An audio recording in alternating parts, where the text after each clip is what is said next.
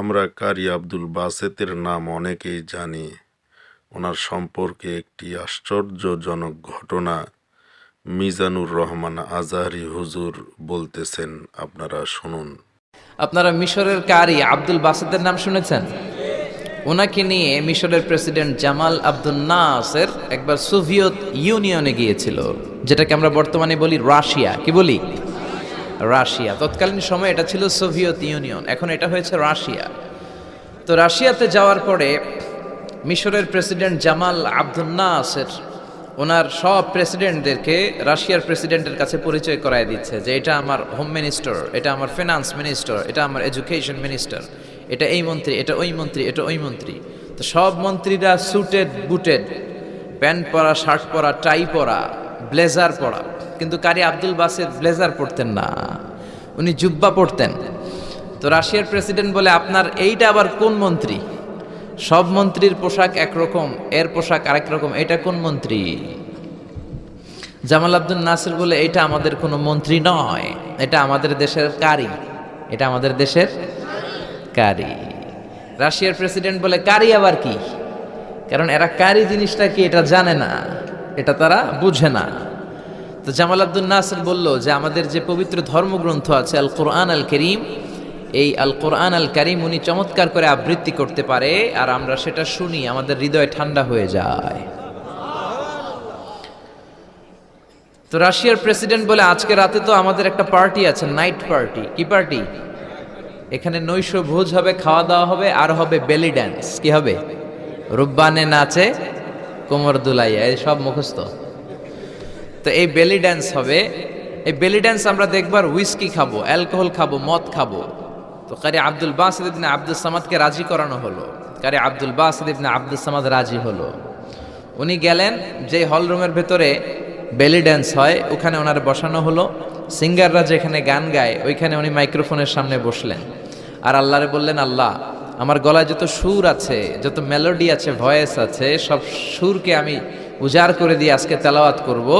তুমি আমার এই তেলাওয়াতের রিদম, এটার আকর্ষণ, এটার অ্যাট্রাকশন এই কমিউনিস্ট লিডারদের অন্তরের ভেতরে ঢুকিয়ে দিও। তখন রাশিয়া ছিল কমিউনিস্ট, সব কমিউনিস্ট লিডাররা বসা, সামনে উইস্কি, রেড ওয়াইন, অ্যালকোহল, মদের গ্লাস নিয়ে বসা। তা আব্দুল বাসিত আব্দুস সামাদ চোখ বন্ধ করলেন। ওই দিনকার তেলাওয়াতটা উনি চোখ বন্ধ করে করেছিলেন। সুবহানাল্লাহ পড়েন। উনি চোখ বন্ধ করে ওনার গলায় যত সুর আল্লাহ দিয়েছে, যত সুরের ঝংকার তিনি পেয়েছেন, সব উজাড় করে উনি তেলাওয়াত শুরু করলেন, আউযু বিল্লাহি মিনাশ শাইতানির রাজিম। যতক্ষণ তেলাওয়াত চলেছে কেউ মদ খায় নাই, তাকিয়ে রইলেন, মন্ত্রমুগ্ধ হয়ে শুনলেন, আর সকলের চোখ দিয়ে দার দার করে পানি ঝরতে শুরু করলো।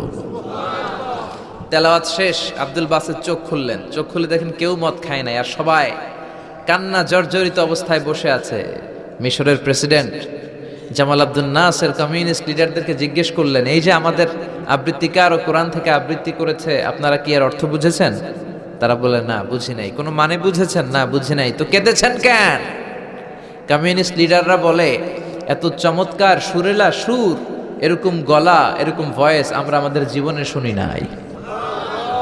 এটা শুনে আমাদের হৃদয়টা ঠান্ডা হয়ে গিয়েছে, আমাদের অন্তরে অনেক জ্বালা, অনেক যন্ত্রণা, অনেক দুঃখ কষ্ট, এগুলোকে ভুলে থাকার জন্য আমরা রাতে বেলি ড্যান্স দেখি আর মদ খাই। এরকম কারি যদি আমাদের দেশে থাকতো, আমরাও প্রতি রাতে বেলি ড্যান্স না দেখে কোরআন শুনতাম। তারা কাঁদতে শুরু করেছে, কোরআনের অর্থ বুঝে নাই, মানে বুঝে নাই, কিন্তু এই বিজাতিদের কমিউনিস্ট লিডারদেরও অন্তরটারে ঠান্ডা করে দিয়েছে কে? ওই কোরআন আমাদের কাছে আছে না নাই? নাকি আব্দুল বাসেত আরেকটা কোরআন থেকে তেলাওয়াত করেছিল? জোরে বলেন। এই কোরআনের কোনো চেঞ্জ হয়েছে? ১৫০০ বছরের এই লম্বা সময়ে কোরআনের একটা আয়াত চেঞ্জ হয়েছে? একটা শব্দ, একটা অক্ষর, একটা জের জবর পরিবর্তন হয়েছে? জোরে বলেন, হয়েছে? এই কোরআনের মতো আরেকটা বই যদি আমরা পৃথিবীর সবাই মিলে বানাতে চাই, বানানো যাবে? জোরে বলেন, যাবে? আপনারা আহমদ দিদাদের নাম শুনেছেন? জাকির নায়েকের গুরু আহমদ দিদাদ একটা বই লিখেছেন, the ultimate miracle of the holy Quran. ওই বইতে তিনি উল্লেখ করেছেন, ইউনাইটেড স্টেটস অফ আমেরিকার কিছু বিজ্ঞানীরা সবচেয়ে পাওয়ারফুল যে কম্পিউটার, ক্রে 1 সুপার কম্পিউটার, এটা দিয়ে আমেরিকার মিলিটারিতে যারা চান্স পায়, মানে সেনাবাহিনীতে, তারা ম্যাথমেটিক্যাল ক্যালকুলেশনগুলো করার জন্য এই কম্পিউটার ব্যবহার করে। তো আমেরিকার বিজ্ঞানীরা আহমদ দিদাত তার ultimate miracle of the Holi কোরআনে বলছেন যে কম্পিউটারের সব ইনফরমেশনগুলোকে কনসাইজ করে ওই ক্রেওয়ান সুপার কম্পিউটারের মাইক্রো চিপসের ভেতর ঢুকিয়ে কমান্ড করেছে, is it possible to create a book like Quran? ও কম্পিউটার, তুমি অ্যানালাইসিস করে বলো এই কোরআনের মতো আরেকটা বই কি পৃথিবীর মানুষের বানানো সম্ভব? আপনারা বলছেন জি না, কিন্তু কম্পিউটার বলেছে ইয়েস, সম্ভব, it's possible, but you need to spend more than 63 octillion years. সম্ভব, কিন্তু পৃথিবীর সব মানুষদেরকে 63 অক্ট্রিলিয়ন বছর বেঁচে থাকা লাগবে আর চেষ্টা করা লাগবে। এটা শুনে বিজ্ঞানীরা তো মহা খুশি, হোক না অক্ট্রিলিয়ন আর ফক্ট্রিলিয়ন, পারাতে যাবে।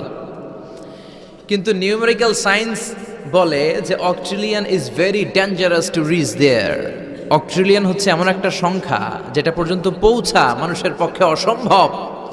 সংখ্যাতাত্ত্বিক নিয়ম আমাদেরকে শেখায় যে সংখ্যা শুরু হয় একক দিয়ে, তারপরে দশক, তারপরে শতক, তারপরে সহস্র, তারপর উজুদ, তারপরে লক্ষ, তারপরে নিযুত, তারপর কোটি, তারপর মিলিয়ন, বিলিয়ন, ফিলিয়ন, জিলিয়ন, তারপরে হচ্ছে অক্ট্রিলিয়ন। সুবহানাল্লাহ কইতে পারলেন না? এই 63 অক্ট্রিলিয়ন বছর আমাদের বাইসে থাকা লাগবে। আরে 63 বছরই তো আমরা হায়াত পাই না, ঠিক কি না? 63 অক্ট্রিলিয়ন বছর যদি পৃথিবীর সবগুলো মানুষ হায়াত পায় আর যদি চেষ্টা করে, তাহলে পারহ্যাপস, মেবি, সম্ভবত কোরআনের মতো আরেকটা বই বানালেও বানানো যেতে পারে। সর্বশেষ কম্পিউটারের স্ক্রিনে অ্যানালাইসিস শেষে, বিশ্লেষণ শেষে যে কথাটা এসেছে সেটা হচ্ছে it's quite impossible to create a book like Quran. পৃথিবীর মানুষগুলোর 63 অক্ট্রিলিয়ন বছর বেঁচে থাকাও সম্ভব না, কোরআনের মতো আরেকটা বইও বানানো সম্ভব না। চিল্লায় বলেন ঠিক কিনা? ওই কোরআন আমাদের হাতে আজও আছে না নাই? The greatest resource of power, the book of books, পৃথিবীর সবচেয়ে সেরা বই। এই বইয়ের কপিগুলো যদি কেউ আগুন দিয়েও জ্বালায় দেয়, আমাদের হাফেজ ভাইদের কলিজার ভেতরে কোরআন আছে না নাই? যদি আগুন লেগে ধ্বংস হয়ে যায়,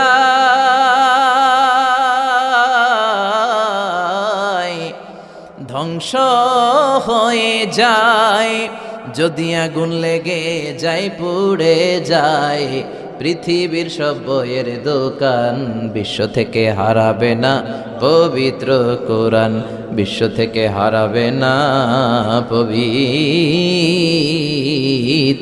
কোরআন। পড়েন আল্লাহু আকবার। এজন্য পৃথিবীর যত কোরআন আছে আগুন দিয়ে জ্বালায় দিলে পৃথিবী থেকে কোরআন দূর করা সম্ভব নয়, কারণ হাফেজ ভাইদের কলিজায় কোরআনকে সংরক্ষণ করেছে কে? এই পৃথিবীতে যত রাসূল এসেছে সব নবী রাসূলের একটাই দাওয়াত ছিল, তোমরা ইবাদত করবে একজনের, তিনি কে? ইয়া কওমি ইবুদুল্লাহা মা লাকুম মিন ইলাহিন গায়রু। ও আমার কওমের লোকেরা, ও আমার স্বজাতির লোকেরা, এক আল্লাহ ছাড়া অন্য কারো ইবাদত করো না। জিকির করতে হবে একজনের, চাইতে হবে একজনের কাছে, সেজদা দিতে হবে একজনকে, তিনি কে? আল্লাহ ছাড়া কাউরে সেজদা দেয়া যাবে? আমাদের দেশে মাজারে যে সেজদা আছে না নাই? এই মাজারের নামে যে ভণ্ডামি, এটার সাথে ইসলামের কোনো রিলেশন আছে? সম্পর্ক আছে? এই ভণ্ডামির সাথে ইসলামের কোনো সম্পর্ক? দো দিল বান্দা কালমা চোরে, না পায় শ্মশান না পায় ঘোরে, দিন থাকিতে আয়রে পথে ছাইড়া দে ভণ্ডামি, ভণ্ডামি, ভণ্ডামি, ভণ্ডামি, ছাইড়া দে ভণ্ডামি, ঠিক কিনা? নামাজ রোজা করে না ইবলিস শয়তানের নানা, এরকম আছে না নাই? নামাজ রোজা করে না ইবলিস শয়তানের নানা, ধর্মের একখান খুঁটি ধইরা কয়দিন করবা হয়রানি, ভণ্ডামি, ভণ্ডামি, ভণ্ডামি, ছাইড়া দে ভণ্ডামি, ঠিক কিনা? এই জন্য ভণ্ডামির সাথে যারা জড়িত আছো, ভণ্ডামি ছেড়ে দাও, আল্লাহওয়ালা হয়ে যাও। তোমার জীবনে বরকত দিবে কে? তোমার জন্য জান্নাতের দরজা খুলে দিবে কে? এজন্য রব্বুল আলামিন বলেন, ওয়া কাদা রাব্বুকা আল্লা তা'বুদু ইল্লা ইয়্যা ওয়া বিল ওয়ালিদাইনি ইহসানা। আমি আল্লাহর প্রথম ফয়সালা, ইবাদত হবে শুধুমাত্র কেবলমাত্র একজনের, তিনি কে? আমরা প্রত্যেক নামাজে সূরাতুল ফাতিহায় আল্লাহরে বলি, আল্লাহ ইহদিনাস সিরাতাল মুস্তাকিম, ও আল্লাহ আমাদেরকে সহজ সরল পথ দেখাও, সিরাতুল মুস্তাকিম দাও। আল্লাহ বলেন আনি ইবুদুনি হাযা সিরাতুম মুস্তাকিম, আমি আল্লাহর ইবাদত করো, এটাই সিরাতুল মুস্তাকিম। আল্লাহু আকবার। আপনি যদি আল্লাহর ইবাদত করেন তাহলে আপনি বুঝবেন যে আপনি সিরাতুল মুস্তাকিমের উপর আছেন। আর যদি বুঝেন আল্লাহর ইবাদত ছেড়ে আপনি অন্যদিকে দৌড়াচ্ছেন, তার মানে হলো আপনি সিরাতুল মুস্তাকিমের উপর থাকার সৌভাগ্য অর্জন করতে পারেন নাই। চিল্লা এখন ঠিক কি না? আমাদের চ্যানেলটিকে সাবস্ক্রাইব করুন, লাইক কমেন্ট শেয়ার করে পাশে থাকুন।